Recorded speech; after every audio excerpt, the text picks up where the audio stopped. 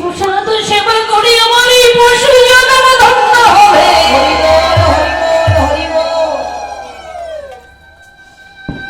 এমন ভাবে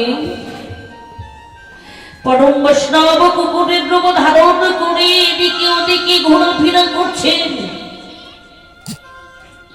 ভগবান নিজের হাতে বৈষ্ণবের চরণ ধৌত করছে। তবু ভোলানাথ মনে মনে চিন্তা করছে, ভগবান বুঝি আমি দেখতে পাচ্ছে না। ওই জায়গায় ভোলানাথ কি করলেন, একটু চালাকি করতে গিয়েছে।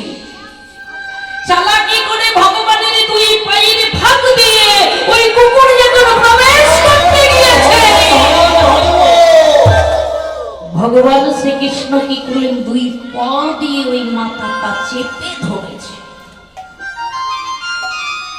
মাথাটা যখন চেপে ধরেছে, কুকুরটা কি করবে, কেউ কেউ করে আওয়াজ করবে না, কেউ কেউ করে আওয়াজ করছে আর বলছে, কৃষ্ণমাই ছেড়ে দে, কৃষ্ণমাই ছেড়ে দে, কৃষ্ণমাই ছেড়ে দে।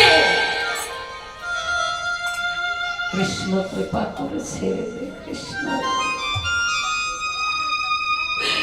আমি তোর চরণে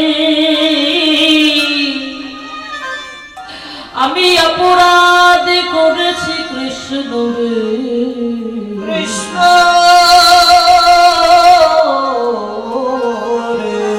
এবার তুই আমায় ছেড়ে দে,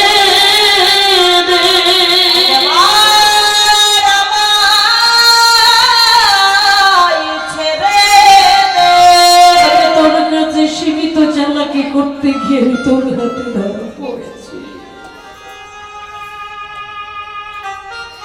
বাবা সবার চোখ ফাঁকি দেওয়া যায়।